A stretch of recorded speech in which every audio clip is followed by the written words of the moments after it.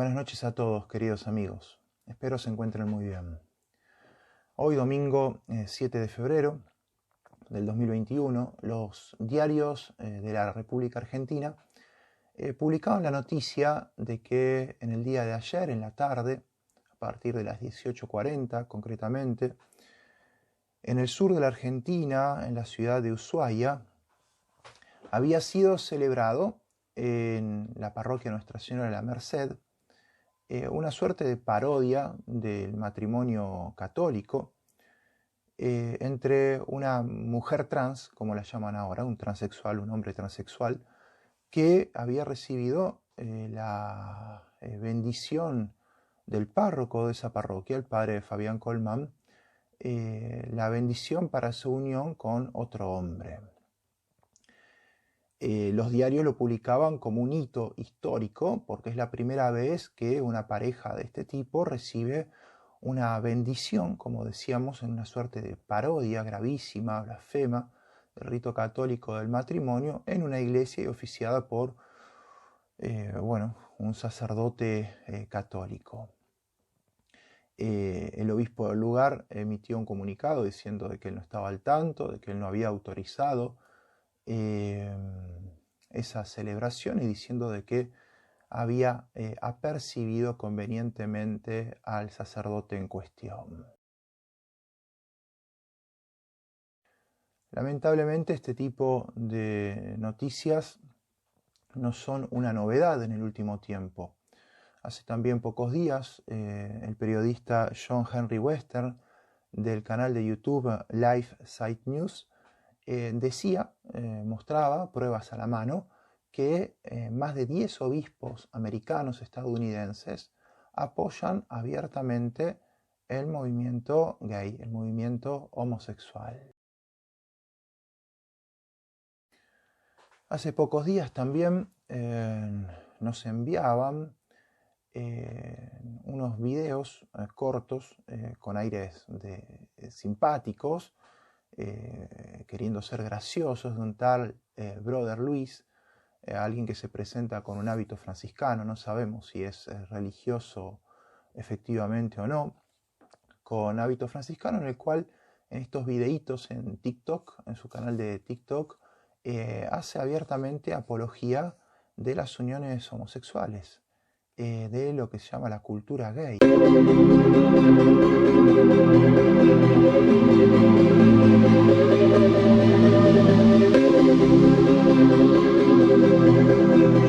Por otra parte, el famoso jesuita James Martin, miembro de alguna comisión también en el Vaticano, asesor para la comunicación, si no me falla la memoria en este momento, decía también hace algunas semanas que la enseñanza del catecismo de la Iglesia Católica sobre la homosexualidad podía llevar a los homosexuales al suicidio. Entonces este sacerdote jesuita sugería de cambiar el catecismo de la Iglesia Católica. Todavía más en la misma línea, en Alemania, un obispo dijo de que él estaba también dispuesto, y no es el único obispo, son varios en esa conferencia episcopal, que estarían dispuestos a bendecir uniones homosexuales. En Austria están trabajando, si es que ya no terminaron y lo han aprobado, un ritual para bendecir también uniones homosexuales en la iglesia. Y podríamos seguir, la lista es larga. Parecería que en este último tiempo el lobby homosexual dentro de la iglesia ha pasado con gran fuerza al ataque, buscando una legitimación de la parte de la iglesia de estas prácticas. Pero, ¿cómo debemos nosotros los católicos considerar el problema de la homosexualidad? ¿Se trata de una enfermedad de orden sexual? ¿Se trata de un pecado? ¿Qué dice la Iglesia al respecto? Lo primero que podemos hacer es delimitar el problema. La homosexualidad se ubica entre las llamadas desviaciones sexuales. para distinguirlas de otros disturbios sexuales como son las perversiones y las disfunciones sexuales. De modo concreto, entre las perversiones sexuales se enumeran la masturbación, el narcisismo, el exhibicionismo, el fetichismo, el sadismo, la pedofilia, la incestuosidad, etcétera, etcétera. Entre las disfunciones, los disturbios del deseo o los disturbios en la excitación. Finalmente, entre las desviaciones sexuales se colocan el transexualismo, el travestismo, la bisexualidad y la homosexualidad. La respuesta entonces la debemos limitar a esta última. Demos ahora una definición y naturaleza del fenómeno. Una definición más o menos adecuada de la homosexualidad es la que da Monseñor Sgreccia. La homosexualidad, dice él, es una anomalía que consiste en la desviación de la atracción afectivo-sexual, por la cual el sujeto prueba atracción e incluso puede mantener relaciones con personas de su mismo sexo. Esta desviación puede responder a causas puramente morales, perversión moral, o a causas morales y psicológicas. Los orígenes del fenómeno en las personas que se descubren constitucionalmente homosexuales no son del todo claros. Hay varias hipótesis. La más plausible indica que, si bien puede haber predisposiciones orgánicas y funcionales, el origen se remonta generalmente a una intrincada red de relaciones afectivas y sociales. Han sido estudiados los eventuales factores hereditarios, sociológicos e incluso hormonales, pero de todos parece ser el más influyente el clima educativo familiar, especialmente en el periodo que va de los 6 a los 12 años. Hay que distinguir los homosexuales en esenciales, también llamados primitivos, constitucionales o primarios. Estos están sujetos a la compulsividad del instinto. A su vez, se distinguen en totales y exclusivos. Aborrecen totalmente el sexo opuesto y sienten impulso casi irresistible hacia el propio sexo. Y los otros, que pueden sentir también la atracción heterosexual, son en la práctica bisexuales. Están también los homosexuales ocasionales, también llamados veleitarios secundarios.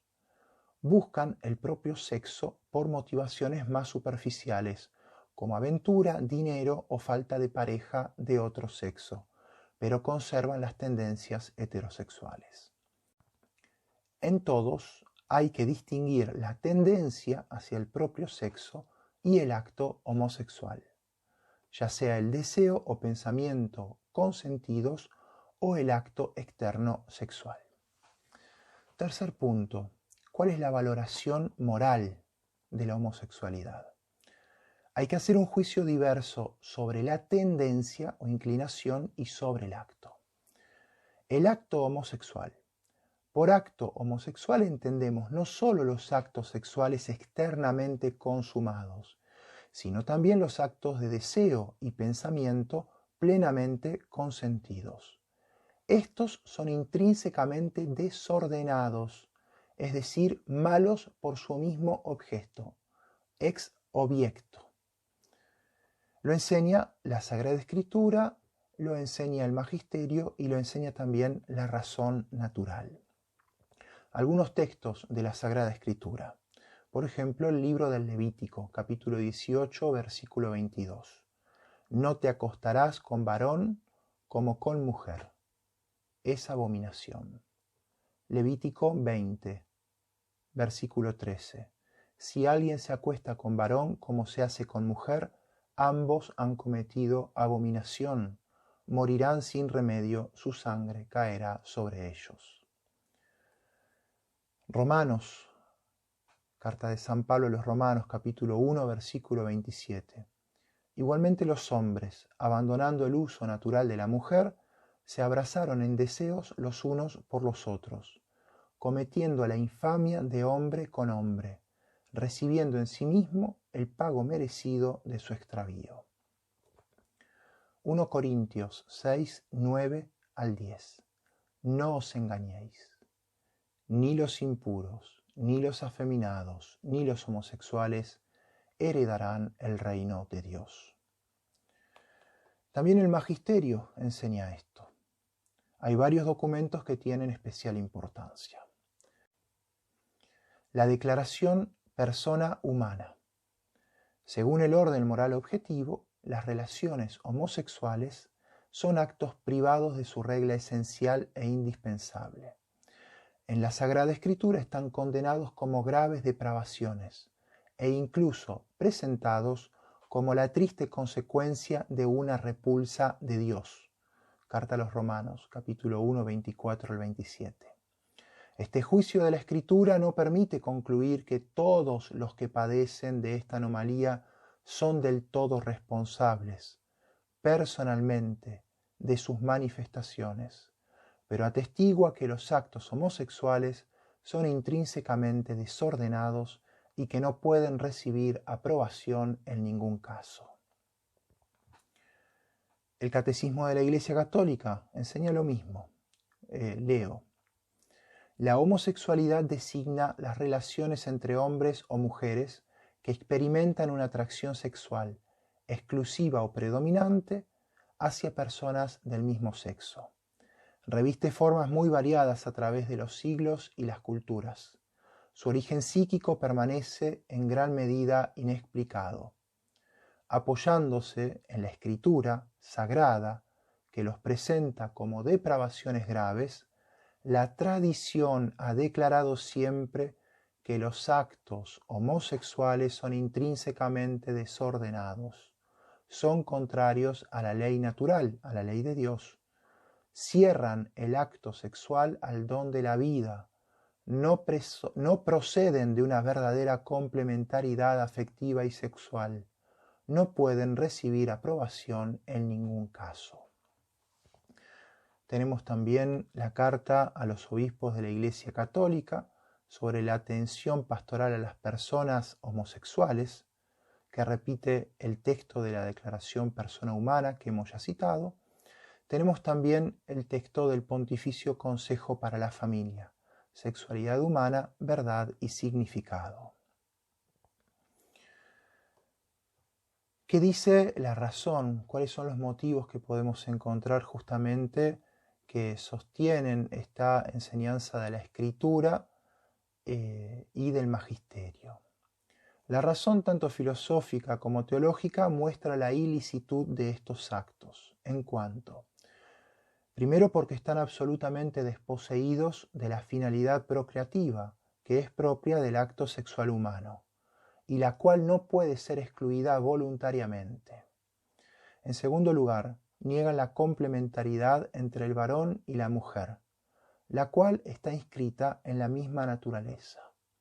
No solo porque el varón y la mujer son complementarios genitalmente, sino porque lo son también germinalmente, es decir, sus células sexuales son complementarias, óvulos y espermatozoides, y también hay una complementariedad psicológica. Niegan además estos actos la sabiduría creadora de Dios, pues al negar lo único que está explícitamente escrito en la naturaleza del hombre, es decir, la complementariedad entre el varón y la mujer, niegan el plan de Dios en la creación. Y nosotros leemos en la Sagrada Escritura, en el libro de Génesis, que al principio Dios los hizo hombre y mujer, varón y mujer. Niegan además la autodonación, que la razón última legitima el uso del sexo, ya que el acto homosexual es más una búsqueda de autocomplacencia que una autodonación. Además es un acto antisocial, porque no contribuye con la generación de nuevos hijos a la sociedad. El sexo se ordena a la perpetuación de la especie. Si la práctica homosexual fuera lícita y todos la practicasen, eso equivaldría al suicidio social. Esto es entonces lo que podemos decir sobre el acto homosexual. ¿Qué enseña la Iglesia sobre la tendencia o la inclinación homosexual? Sobre la tendencia homosexual, cuando responde a factores no voluntarios, se suele verificar varios equívocos. Fundamentalmente, hay que decir que mientras no sea consentida, no constituye pecado alguno, pero al mismo tiempo también hay que afirmar que ella misma, por tender como fin a un acto desordenado, es un desorden. Puede no constituir pecado. Un número apreciable de hombres y mujeres presentan tendencias homosexuales instintivas. No eligen su condición homosexual. Esta constituye para la mayoría de ellos una auténtica prueba. Es un texto del Catecismo de la Iglesia Católica en el número 2358. Pero si, como dijimos, puede no constituir pecado, objetivamente se trata de una inclinación desordenada. La particular inclinación de la persona homosexual, aunque en sí no sea pecado, constituye, sin embargo, una tendencia más o menos fuerte hacia un comportamiento intrínsecamente malo desde el punto de vista moral. Por este motivo, la inclinación misma debe ser considerada como objetivamente desordenada. Citamos este texto de la carta a los obispos de la Iglesia Católica sobre la atención pastoral a las personas homosexuales. Consecuentemente, estas personas están llamadas a vivir la castidad de modo total y a unir el sufrimiento causado por su tendencia a la cruz de Cristo. Estas personas están llamadas a realizar la voluntad de Dios en su vida y, si son cristianas, a unir al sacrificio de la cruz del Señor las dificultades que pueden encontrar a causa de su condición. Las personas homosexuales están llamadas a la castidad mediante virtudes de dominio de sí mismo que eduquen la libertad interior y a veces mediante el apoyo de una amistad desinteresada, de la oración y de la gracia sacramental, pueden y deben acercarse gradual y resueltamente a la perfección cristiana. Es un texto del Catecismo de la Iglesia Católica especialmente importante, ¿sí?, para entender la gravedad justamente de esta bendición, esta parodia de bendición que este sacerdote en el sur de la Argentina dio a esta pareja de homosexuales. Es completamente contrario, esa manera de actuar completamente contrario a lo que enseña la Iglesia, que invita no a bendecir ese tipo de actos, sino que invita a esas personas homosexuales a vivir la castidad, y es eso lo que este sacerdote tendría que haber hecho, no confirmarlos en su pecado. Les ha hecho un gran daño a sus almas, confirmándolos en el pecado. Algunos, para sostener la inculpabilidad de estos actos en las personas homosexuales, cuya tendencia no es voluntaria, han afirmado que no son libres. Como afirma la carta a los obispos, para la pastoral de las personas homosexuales, esto es una injuria a esas personas, porque afirmar que no son libres es despojarlas de su auténtica libertad. Cito ese documento: se debe evitar la presunción infundada y humillante de que el comportamiento homosexual de las personas homosexuales esté siempre y totalmente sujeto a coacción y por consiguiente sin culpa. En realidad, también en las personas con tendencia homosexual se debe reconocer aquella libertad fundamental que caracteriza a la persona humana y le confiere su particular dignidad. Cuarto punto, consecuencias sociales. Las actitudes sociales con las personas homosexuales. Uno de los puntos más controvertidos es el de las actitudes sociales que se pueden y que se deben tomar respecto de estas personas. ¿Podemos hablar de discriminación sexual? Hablemos más bien de derechos y límites. Ante todo, a estas personas no se las debe discriminar pastoralmente. Hay que tratar de convertir a las que practican la homosexualidad, invitándolas a la castidad, y hay que asistir a quienes no la practican, pero tienen tendencias homosexuales. Es un pecado la violencia contra unas y otras. Estas personas, como toda persona humana, son sujetos de derechos fundamentales, derecho al trabajo, a una casa, etc. Con todo, estos derechos no son absolutos. Pueden ser limitados legítimamente por la autoridad, a causa de comportamientos externos objetivamente desordenados que atentan contra el bien común o contra los más débiles, física o moralmente. Esta reducción de los derechos no absolutos se practica en muchos casos, en determinadas enfermedades contagiosas, enfermos mentales, individuos socialmente peligrosos, etc. De este modo existe, se puede afirmar, una discriminación justa. Existen ámbitos en los que no se da discriminación injusta cuando se tiene en cuenta la tendencia sexual, por ejemplo, en la adopción o custodia de niños, en la contratación de profesores o instructores de atletismo y en el servicio militar. Esto lo encontramos en un artículo publicado en el Observatorio Romano el 31 de julio de 1992. El título del artículo es Algunas consideraciones acerca de la respuesta a ciertas propuestas de ley sobre la no discriminación de las personas homosexuales.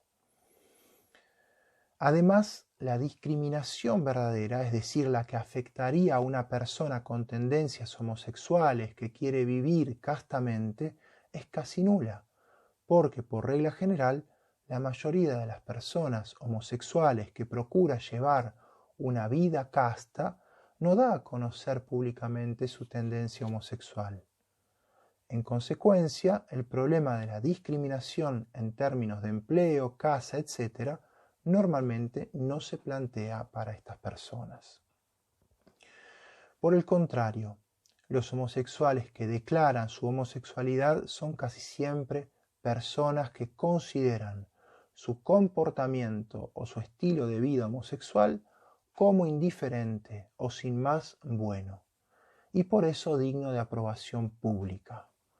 Por tanto, con estas personas, la pretendida discriminación es en realidad una defensa social de los más débiles, los inocentes, por ejemplo, que pueden ser inducidos a tales comportamientos.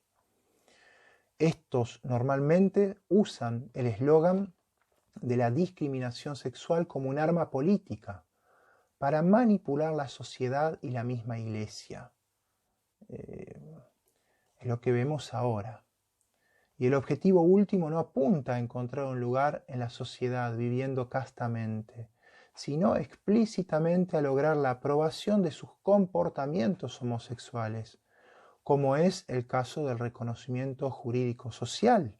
El Papa Benedicto XVI explicó muy bien de que no tienen derecho a este reconocimiento, las uniones homosexuales. No pueden ser equiparadas al matrimonio. No pueden tener los mismos derechos que el matrimonio heterosexual entre un hombre y una mujer, que es el único querido por Dios. E incluso la implantación de un derecho a contraer matrimonio entre personas del mismo sexo. A este respecto hay que decir, con Juan Pablo II, citamos el texto del Angelus del 20 de febrero de 1994, Angelus del Papa Juan Pablo II. Entonces hay que decir con el Papa Juan Pablo II, Lo que no es moralmente admisible es la aprobación jurídica de la práctica homosexual. Ser comprensivos con respecto a quien peca, a quien no es capaz de librarse de esta tendencia, no equivale a disminuir las exigencias de la norma moral. Cristo perdonó a la mujer adúltera, salvándola de la lapidación, pero al mismo tiempo le dijo: ve, y de ahora en adelante ya no peques más. Y refiriéndose a la resolución del Parlamento Europeo sobre este tema, añade: el Parlamento ha conferido indebidamente un valor institucional a comportamientos desviados, no conformes al plan de Dios. Existen las debilidades, lo sabemos, pero el Parlamento, al hacer esto, ha secundado las debilidades del hombre. Bueno, ante tanta confusión reinante a causa de estos hechos lamentables que hemos compartido al inicio de este video, espero que el recuerdo de estas verdades traiga algo de luz, algo de claridad. Quisiera terminar este breve video compartiendo con ustedes un texto profético realmente del padre Leonardo Castellani. Se trata de una recensión que él escribió en 1953 con el título Ejemplo de literatura desagradable, publicado en la revista Dinámica Social. Las citaciones las tomo del excelente libro de Sebastián Randle, Castellani Maldito. Entonces se trata de una recensión, decíamos, del padre Castellani a un libro aparecido en 1951 en los Estados Unidos que lleva el título The Homosexual in America, a Subjective Approach. Es el primer libro jamás aparecido en los Estados Unidos que postulara públicamente la instrumentación de políticas de defensa y protección de los homosexuales, considerándolos una minoría discriminada y por cuyos derechos civiles había que luchar. Si nosotros tenemos en cuenta las palabras de Pablo VI después del concilio, cuando dijo de que por alguna ranura, por alguna fisura, el humo de Satanás había entrado en la iglesia, entonces vemos cómo este pensamiento que tiene su origen en el mundo, estas ideologías que tienen su origen en el mundo del cual Satanás es el príncipe, han entrado también por alguna fisura en la iglesia. Son el humo de Satanás en la iglesia.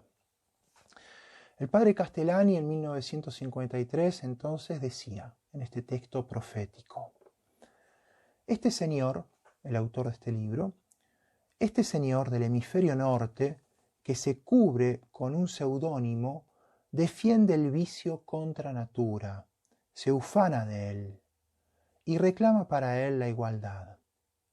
¿Qué igualdad? ¡Santo cielo! Con gran éxito la Revolución Francesa predicó al mundo la igualdad, pero nunca jamás la explicó. Se está haciendo necesaria una buena explicación de la igualdad. Igualdad, oigo gritar al jorobado Fontova, y me pongo a cavilar.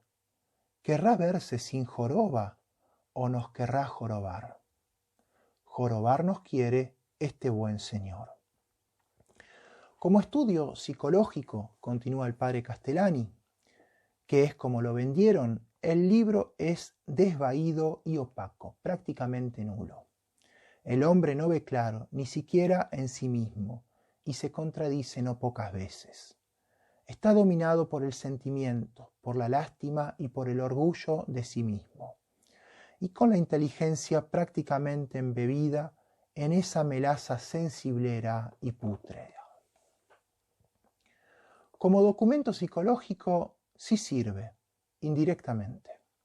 Descubre la mentalidad del sodomita y justifica el horror natural que la gente les tiene, el mundo hostil, como lo llama él.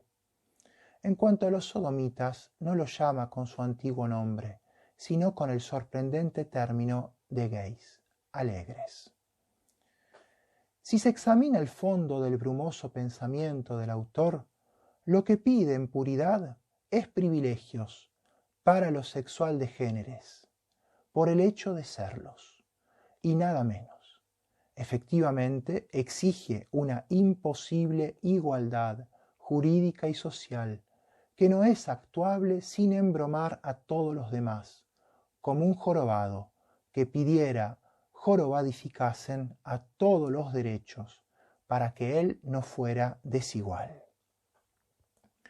Para obtener la supresión de las molestias naturalmente inherentes o consiguientes a la aberración contra la natura, de hecho habría que darles privilegios a los señores sodomitas practicantes, que probaran fehacientemente que lo son en regla. Y encima desea el Señor que se le den facilidades para contraer matrimonio con una mujer sana, fuerte, no alegre y muy femenina, inteligente y comprensiva, para jorobarla por un lado, y por el otro, para seguir practicando con otros alegres sus nefandas misas negras. Original mormonismo. ¿Qué más? ¿No desean más los señores? Pidan por esas bocas. Y el padre Castellani termina finalmente. La sodomía consumada es un acto delictuoso, contra el cual repugna y clama hasta la misma natura. Como indirecta o indirectamente, resurte de la misma manera de hablar de este su panegirista, en sus malolientes disquisiciones y descripciones. Por tanto, puede y debe ser sancionada legalmente cuando se convierte en un factor disolvente del orden familiar y social, sea minoría o mayoría. Aunque, por cierto, cuando monstruosamente se convierte en mayoría, que Dios nos libre y guarde, es castigado directamente por el autor de la natura, según la Biblia, y según la filosofía también, que nos muestra a los pueblos dominados por tan fatídica plaga, como la Grecia corintiana y la Roma de los Calígulas y Augustulos, hundirse de cabeza en la debacle nacional. Pueden tener culpa o no de la inclinación, pero no se los sanciona por la inclinación, sino por sus actos probadamente libres, imputables y delictuosos.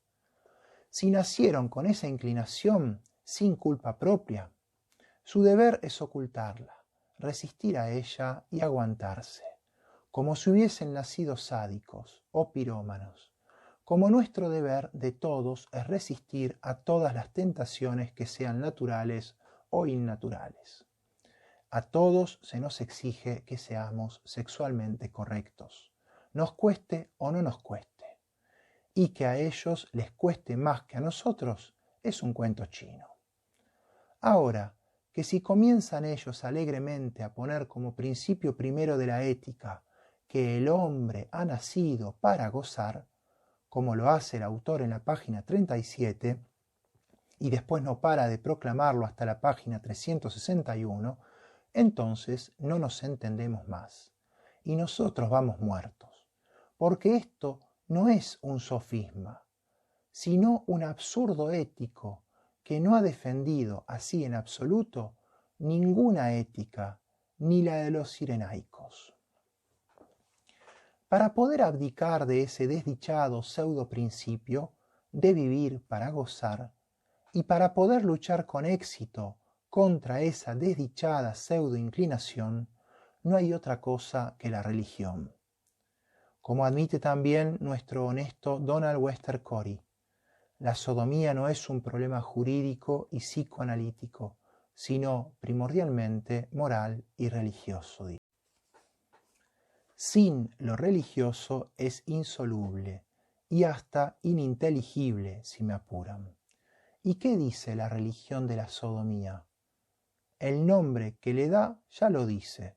Es uno de los 4 pecados que claman al cielo, dice el viejo catecismo de Astete. ¿Y por qué es uno de los 4 pecados que claman al cielo? pues simplemente por ser índice de profunda degeneración biológica que está en su raíz primero y es su fruto después en terrible causalidad recíproca, sembrando y desparramando el desequilibrio nervioso de que procede y convirtiéndose a veces a la larga en demoniosis. El hecho es que todos los pueblos sanos se han horripilado siempre ante la sodomía y han castigado a veces con las penas más severas a los que cedían a ella. El hecho es que todos los pueblos sanos se han horripilado siempre ante la sodomía y han castigado a veces con las penas más severas a los que cedían a ellas. Esas sanciones son socialmente necesarias, a veces, por duras o bárbaras que parezcan a nuestra mentalidad actual. La tradición jurídica anglosajona las mantiene perseverantemente, y contra esa tradición insurge el autor de este desdichado libro, que sin placer comentamos. Nosotros sabemos por qué. La solución a este problema es religioso, decía el padre Castellani. Nosotros podríamos recordar las palabras del Evangelio. Si la sal deja de salar, ¿para qué sirve ella? Pidamos a Dios la gracia de poder, como iglesia, seguir siendo sal, seguir siendo luz.